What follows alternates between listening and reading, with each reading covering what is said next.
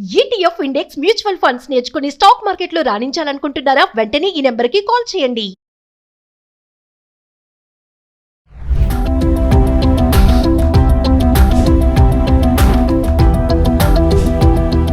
నమస్తే, welcome back to Suman TV. Present మనతో పాటు ఉన్నారు అనలిస్ట్ మందర్ కృష్ణారెడ్డి గారు. నమస్తే సార్. నమస్తే అమ్మా. సార్, పోస్ట్ ఆఫీస్ స్కీమ్స్ గురించి మనం మాట్లాడుకుంటున్నాం. అయితే ఈరోజు నాకు నెలవారీ ఆదాయం వచ్చాయి. ఇప్పుడు ఒక జాబ్ చేసి ఒక శాలరీ వస్తుంది, ఆ బిజినెస్ చేసిన ఒక సమ్ అమౌంట్ వస్తుంది.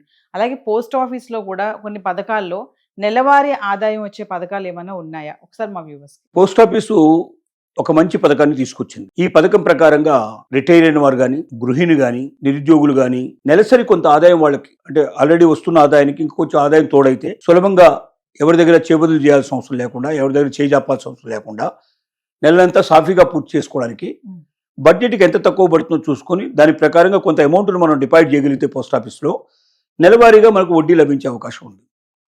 ఇది మామూలుగా వడ్డీ పథకం 7.4% ఎస్బీఐ అకౌంట్ మీద ఇస్తోంది.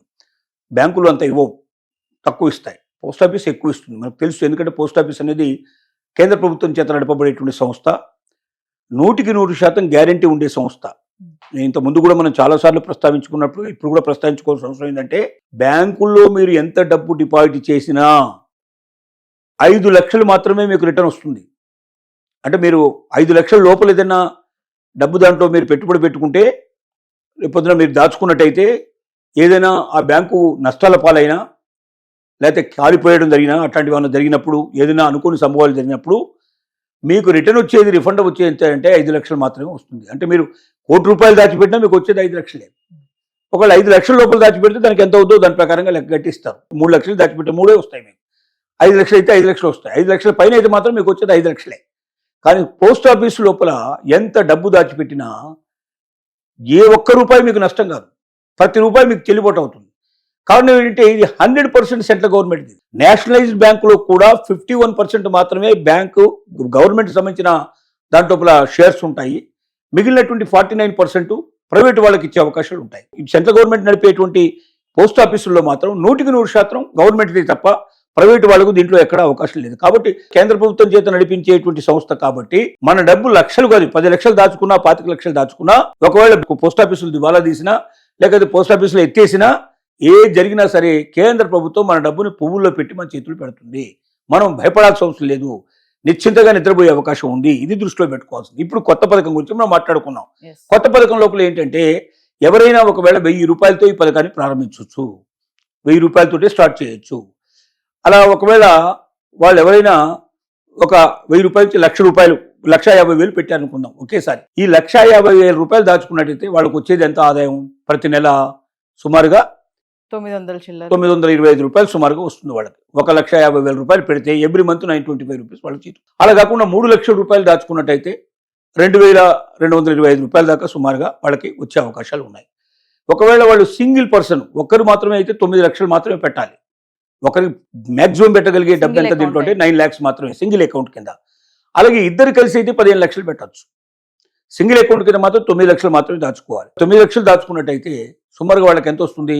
5,250 రూపాయల నుంచి 5,500 రూపాయల మధ్యలో వచ్చే అవకాశాలు ఉన్నాయి. ఒకవేళ వీళ్ళు 15 లక్షలు ఇద్దరు కలిసి జాయింట్ గా దాచుకుంటే 9,250 రూపాయల నుంచి పెడితే 9,750 దాకా వీళ్ళకి వచ్చే అవకాశాలు ఉన్నాయి. అంటే సుమారుగా 10,000 రూపాయలు అన్నమాట. అంటే ఇద్దరు కలిసి 15 లక్షల రూపాయలు దాచుకుంటే ప్రతి నెల వాళ్ళకి సుమారుగా 10,000 రూపాయలు వస్తుంది. ఇంత వడ్డీ మనకు ఎక్కడ ప్రైవేట్ దగ్గరలో దొరకదు మనకు. అంటే ప్రైవేట్ వాళ్ళు అంటే ఎవరికైనా ఇస్తే రూపాయి వడ్డీ ఇస్తాం, ₹2 వడ్డీ ఇస్తామని ఆశ పెడతారు మనకు. కానీ రేపు పొద్దున వాడు మొత్తం మనకు డబ్బు ఇవ్వకుండా ఎగ్గొట్టినా మనం ఆశ్చర్యపడాల్సిన అవసరం లేదు. దానికి ఏ కోర్టుకు పోయి మనం ఎక్కడి నుంచి కూడా డబ్బు తెచ్చుకునే అవకాశం మనకు లేదు. కానీ ఇక్కడ ఏంటంటే 100% పక్కా మన డబ్బు ₹1 ఎక్కడికి వెళ్ళదు. ఎట్టి పరిస్థితుల్లో మనం నష్టపోము, ఎట్టి పరిస్థితుల్లో మనం మోసపోము. పోస్ట్ ఆఫీస్ దాకా వెళ్ళి కూడా మనం ఓపెన్ చేసుకోవచ్చు, లేకపోతే మనం ఆన్లైన్లో కూడా ఓపెన్ చేసుకునే అవకాశం ఉంది ఖాతాలు. ప్లస్ ఆన్లైన్లో మనం వడ్డీ మనం తీసుకునే అవకాశం ఉంది. మనం పోస్ట్ ఆఫీస్ దాకా వెళ్లాల్సిన అవసరం కూడా లేదు. ఏ పల్లెటూరులో ఉండేవాడైనా సరే పోస్ట్ ఆఫీస్ పక్కనే ఉంటుంది కాబట్టి అకౌంట్ ఓపెన్ చేసుకోవడం సులభం అవుతుంది. చదువు రాని వాళ్ళైనా ఓపెన్ చేసుకోవచ్చు, చదువు వచ్చిన వాళ్ళైనా ఓపెన్ చేసుకోవచ్చు.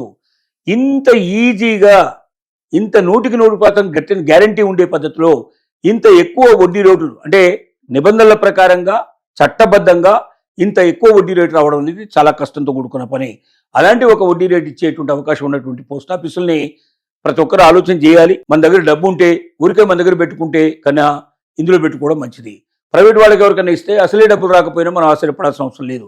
అలాంటి ఎందుకు ఒక రిస్కులో మనం వెళ్ళడం ఎందుకు? నిజాయితీగా హాయిగా నీతిగా మన డబ్బు మనకు చేతికి వచ్చేట్టుగా వడ్డీ కూడా నెలకు వచ్చేట్టుగా పెట్టుకుంటే వడ్డీ తక్కువ అయినప్పటికీ, అంటే తక్కువ అంటే నేను అనేది ప్రైవేట్ వాళ్ళతో పోలిస్తే తక్కువ అవుతుంది తప్ప మిగతా బ్యాంకులతో పోలిస్తే ఇక్కడ ఎక్కువే. కాబట్టి ఏ బ్యాంకులోనో పెట్టి రేపు పొద్దున 9 లక్షలు మన దగ్గర ఉందని పెట్టేసాం, సింగిల్గా ఎంట్రీ చేసుకుంటే డబుల్గా ఇద్దరు కలిపి 15 లక్షలు పెట్టారు. ఒకవేళ 15 లక్షలు ఉన్న బ్యాంక్ ఏదైనా దివాలా తీస్తే మీ చేతికి వచ్చేది ఎంత? 5 లక్షలు వస్తుంది. కానీ ఇక్కడ అట్లా కాదు, 15 లక్షలకు 15 లక్షలు వస్తుంది. ప్రతి నెల వడ్డీ అక్కడికన్నా ఇక్కడ ఎక్కువ వస్తుంది. కాబట్టి దేనికోసం మనం బ్యాంకులో పెట్టాలి? పోస్ట్ ఆఫీసులు మన దగ్గరగా ఉంటాయి. ఊళ్ళలో ఉండే వాళ్ళకి బ్యాంకులు అనుభవంగా ఉండవు. ఊళ్ళో పల్లెటూరులో ఉండేవాడు ఏ మండలం ఎట్టుకోకపోవాలి, ఎక్కడికో డిస్ట్రిక్ట్ ఎట్టుకోకపోయి ఎక్కడో ఓపెన్ చేయాలి. వాడు బ్యాంకులు దగ్గరగా ఉండవు. కానీ పోస్ట్ ఆఫీస్ మాత్రం దగ్గరగా ఉంటుంది. ప్రతి 2-3 ఊళ్ళకి కంపల్సరీగా ఒక పోస్ట్ ఆఫీస్ ఉంటుంది. కొంచెం పెద్దది, ఒక 1000 జనాభా 4000 జనాభా ఉండే జనాభా ఎక్కడైనా సరే పోస్ట్ ఆఫీస్ ఉంటుంది. కాబట్టి మనకు అతి దగ్గరలో ఉండే పోస్ట్ ఆఫీస్లో ఓపెన్ చేసుకుని మనం ప్రతి నెల తప్పనిసరిగా దీంట్లో వచ్చి వడ్డీ క్రమం తప్పకుండా తీసుకొని డిజిటల్గా ఆన్లైన్లో కూడా మనం పేమెంట్ సంపాదించుకోగలిగి మనం పోస్ట్ ఆఫీస్కి వెళ్లాల్సిన అవసరం లేకుండానే మనం ఆ డబ్బును ఎక్కడికంటే అక్కడ చెల్లింపులు చేసుకోవడానికి అవకాశం ఉండే ఇంత మంచి అవకాశం ఉండే ఈ పథకాన్ని ఖచ్చితంగా ప్రతి ఒక్కరూ పాటించినట్టయితే ఒక రకంగా మీకు లాభం కలగడమే కాదు, ప్రభుత్వానికి కూడా లాభం కలుగుతుంది. అంటే ప్రభుత్వం అంటే మళ్ళీ ప్రజలందరికీ లాభం కలిగే అవకాశం ఉంది. ఎందుకంటే మీరు పెట్టే డబ్బు ఏదైతే ఉందో డిపాజిట్ చేస్తున్నారో, 5 ఏళ్ళ కానీ మీరు డిపాజిట్ చేసినారు, 5 ఇయర్స్ దీనికి మొత్తం టర్మ్, 5 ఏళ్ల లోపల మీరు తీయకుండా వడ్డీకి పెడితేనే ఇది వస్తుంది. 5 ఏళ్ల తర్వాత మీ డబ్బు మళ్ళీ మీ చేతికి ఇచ్చేస్తారు. మీరు ఎంతైతే పెట్టుబడి పెట్టారో అంత 5 ఏళ్ల తర్వాత మీకు వస్తుంది. 5 ఏళ్ల లోపల మీరు దీన్ని డిస్టర్బ్ చేస్తే మాత్రం కొంత వడ్డీ మీరు నష్టపోవాల్సిన పరిస్థితి ఏర్పడుతుంది.